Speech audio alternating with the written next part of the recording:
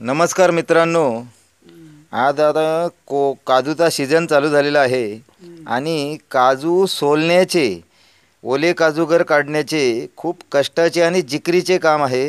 तसेच त्यामध्ये जी कला आहे ती सर्वांनाच जमत नाही। तर आज आपण हे ओले काजूगर आपल्याला फक्त आणि फक्त स्क्रूड्रायव्हरच्या सहाय्याने कसे काढायचे हे आपण आता हे प्रात्यक्षिक बघतोय। आज हा ओला काजूगर जो आहे तो असा घ्यायचा आहे आपल्या हातामध्ये। त्यानंतर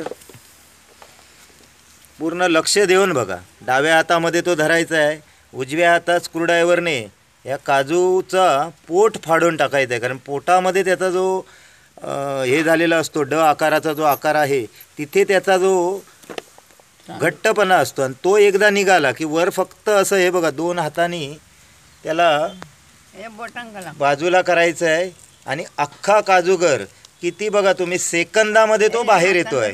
आणि असा हा काजूगर अख्खा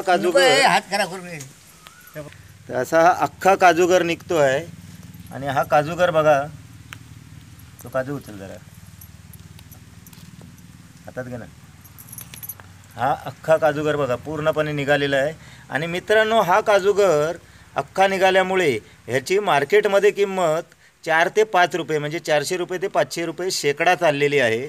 तर आज आपल्याला जर मार्केटमध्ये दर बघितला तर इथे 155 रुपये 150 रुपये किंवा 160 रुपये म्हणजे 110 ते 120 काजूंचा सुक्या काजूंचा मिळते।